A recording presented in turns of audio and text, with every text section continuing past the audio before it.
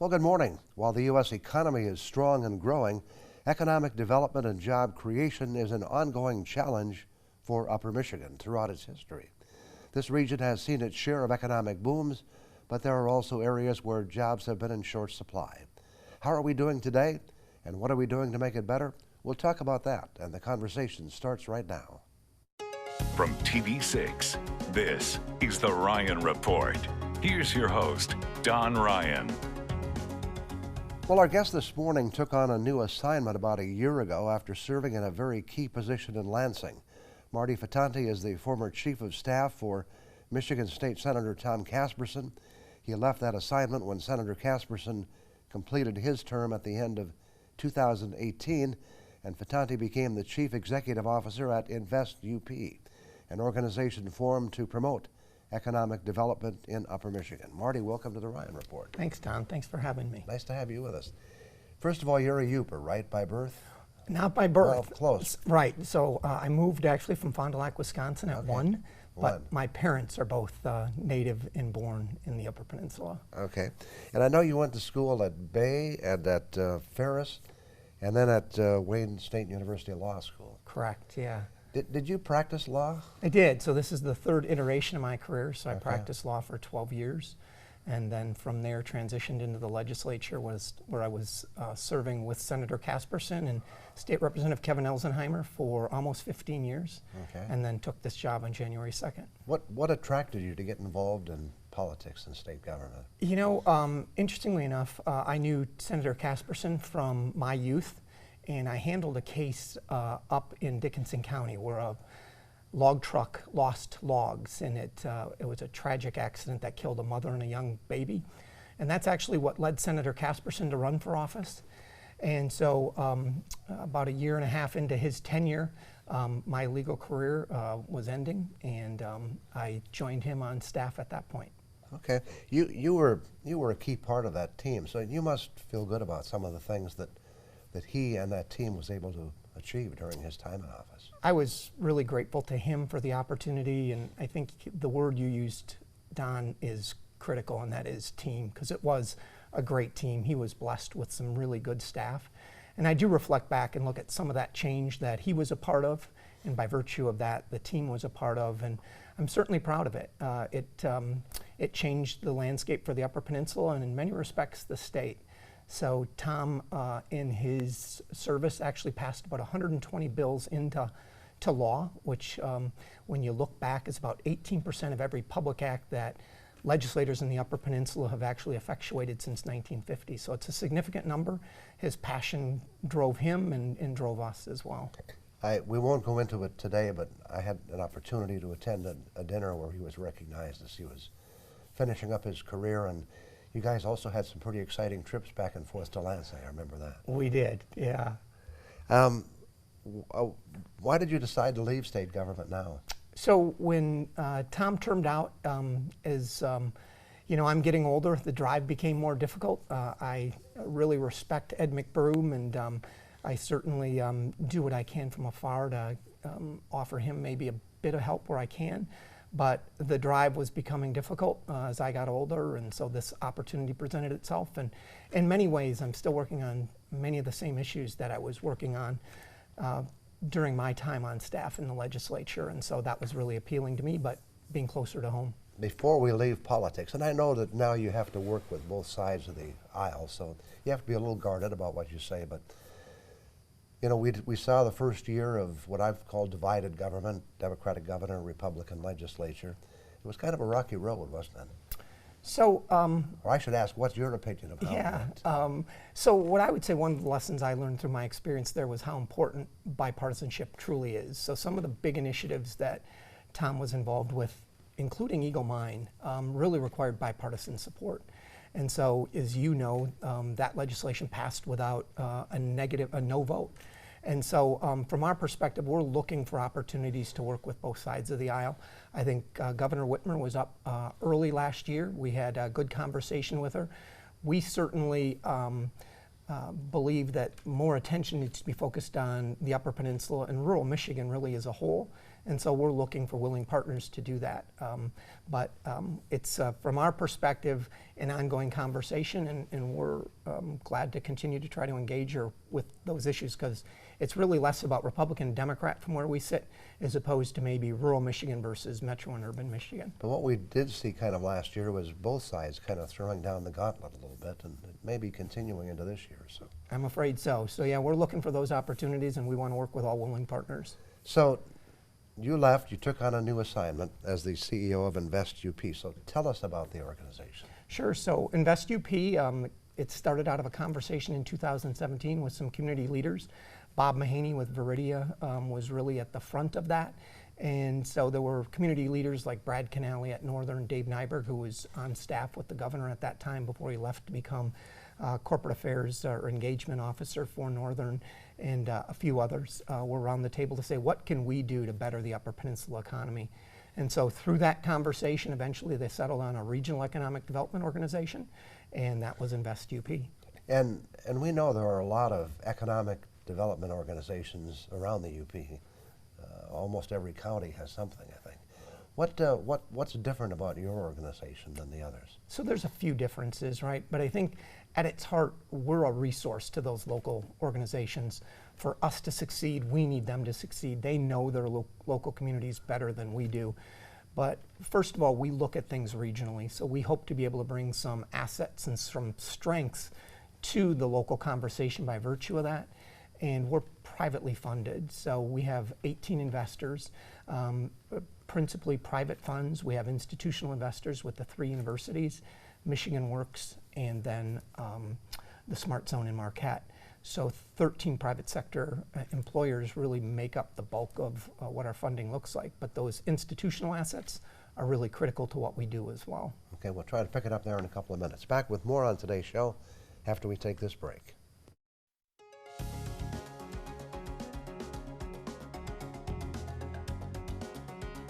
We're talking to Marty Fittante. Marty is the CEO at Invest UP, formerly served as Chief of Staff for State Senator Tom Casperson. We were talking a little bit about the organization, and I think you mentioned you had 18 investors. Certainly that has to be an advantage, where many of these groups have a lot of constituents they have to please, and you really have a pretty small group that you have to work with. You can be very focused. That's so true. And so by virtue of that, I think we can be more nimble. You know, the Lake Superior Community Partnership, which you know well, right, does a really good job in Marquette, but they have over 400 investors, right? So that's an entirely different dynamic.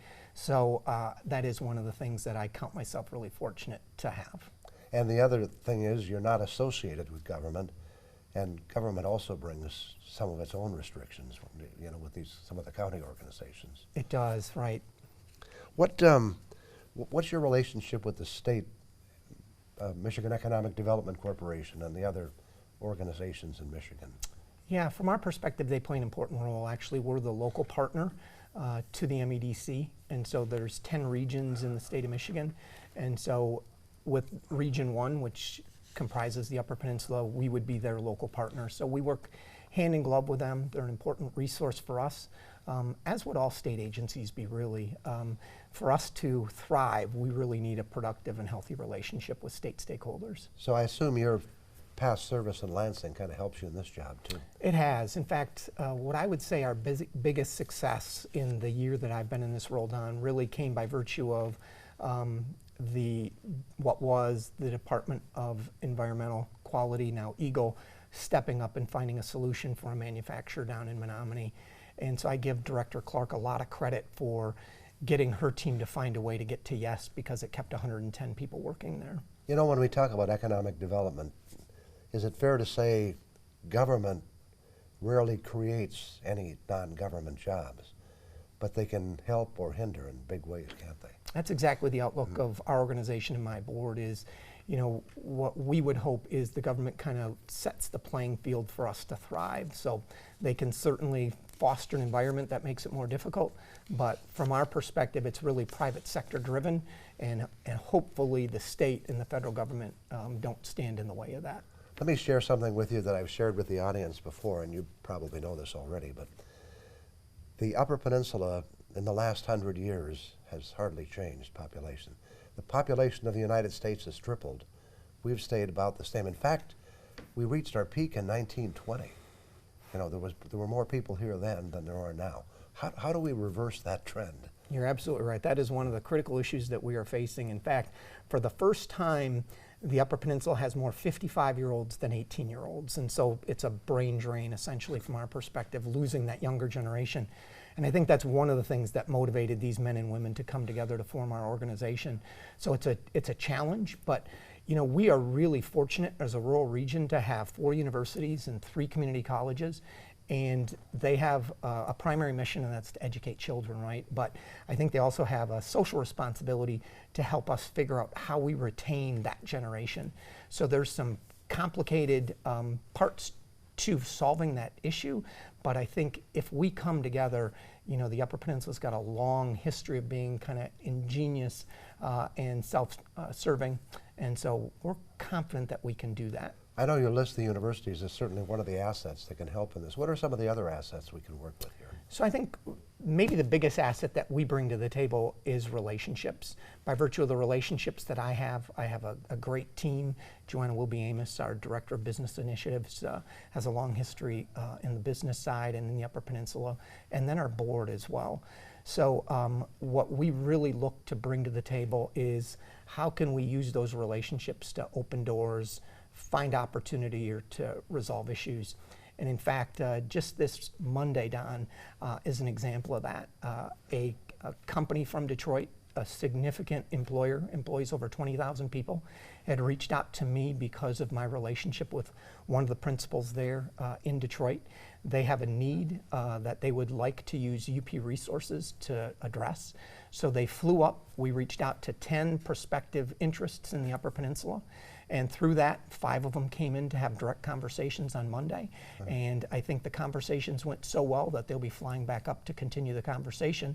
And hopefully at the end of the day, result in some business for an Upper Peninsula business. Sounds great. What do you think some of the other assets the UP has to offer that can attract industry? Well, as you talked about, and we talked about that aging demographic that's taking place, I think at the top of that list is quality of life. And so when I hear from those who are subject matter experts, they're saying that the generation behind ours really looks to where they're going to live because of the lifestyle as opposed to what they want to do, and then they worry about the job and what they're going to do. And so, as you know, this area is just replete with opportunity in terms of quality of life. So we've got to use that strategically, excuse me, to our advantage to get that that demographic engaged in business opportunity in the Upper Peninsula. And this is the reverse of what it used to be when people went to Detroit to work in the auto factories. Now they go somewhere because they want to live somewhere. That's absolutely right. Yeah. Okay. We'll talk more in just a couple of minutes. Back with more on today's show after we take one more break.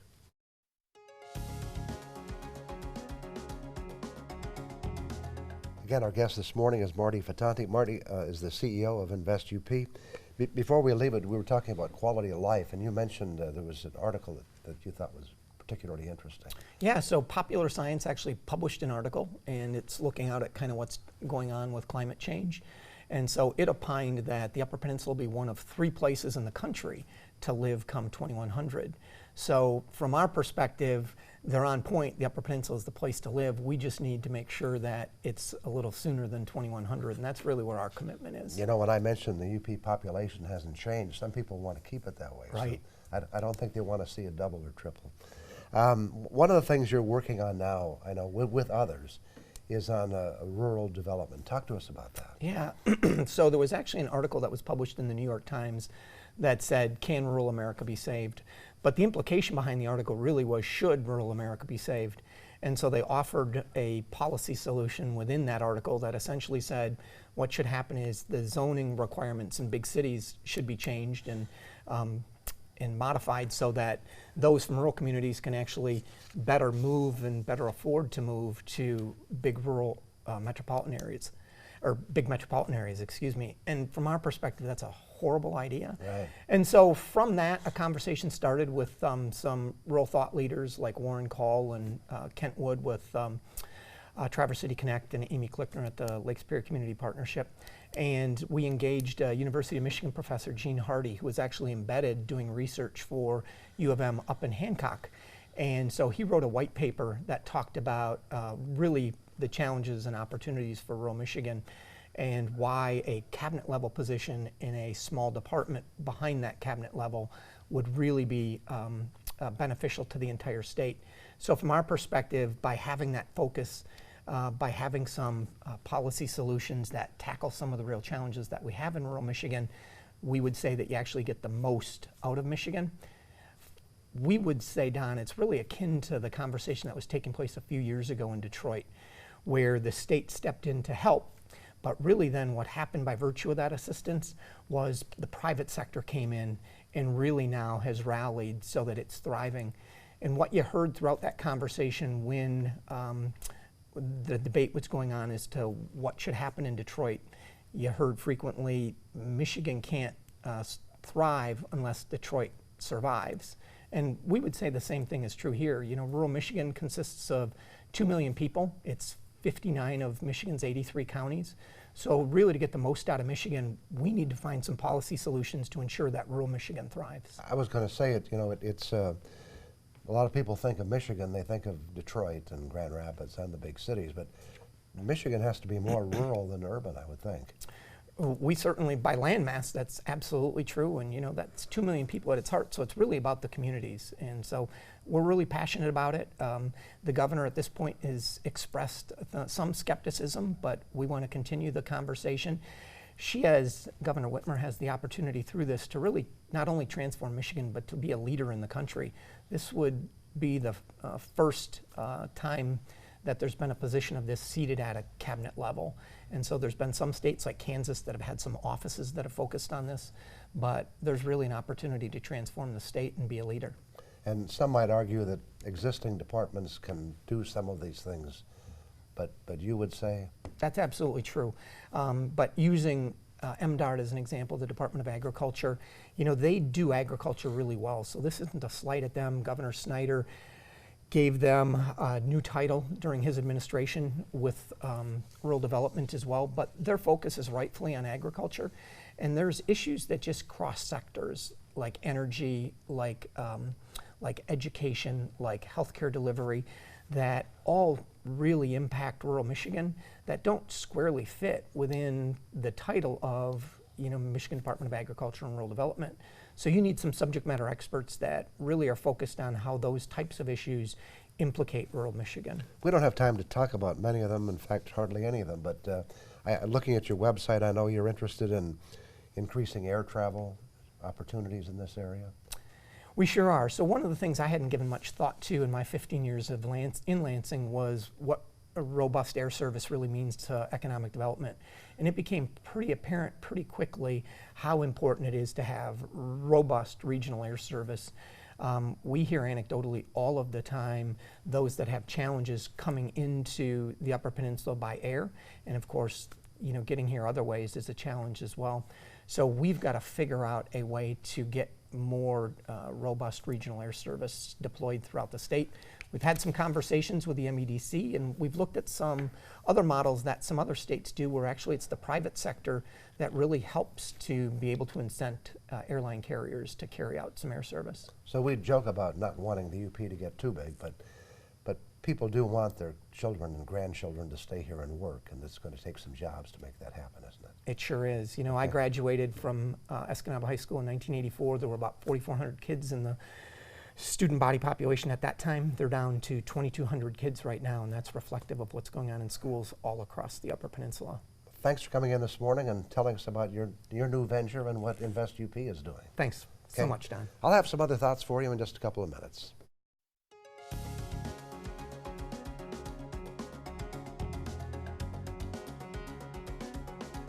Will you be my Valentine? When's the last time someone asked you that question? And what will you be doing later this week when the big day comes around for another year? Is Valentine's Day a special day on your calendar, or is it one you ignore? And how did it come to be? The story is that it came about because of a Saint Valentine, a Catholic priest who lived in Rome at the time of the Emperor Claudius, who placed tight restrictions on what Christians could do. And he believed that Roman soldiers should be completely devoted to Rome, and passed a law preventing them from marrying at that time. Well, St. Valentine began to marry those soldiers in secret Christian ceremonies, and that was the beginning of his reputation for believing in the importance of love. At least that's how the story goes. Obviously, it's come a long way since then. It has become a day of familiar images, heart shapes, and Cupid with his bow and arrow. Remember when you were a kid in elementary school and you exchanged Valentines with all of the other kids in the class? It didn't really have anything to do with love and romance at that very early age. On the other hand, Valentine's Day has become a day when diamond rings are given to show your love and commitment for the future. Yes, while many believe it is a day when you tell someone special in your life about your love for them, others feel it's a time for Hallmark and other card makers and for florists and candy makers to promote their business at your expense. And so back to my question, what will you be doing for Valentine's Day? Offering your special someone a card that tells them of your love, showering them with gifts that demonstrate that love, or ignoring the day? If you have a love in your life, my sage advice is this: anything is better than nothing. And so let me share with you a couple of poems, authors unknown, that speak to the subject of love as we approach another Valentine's Day.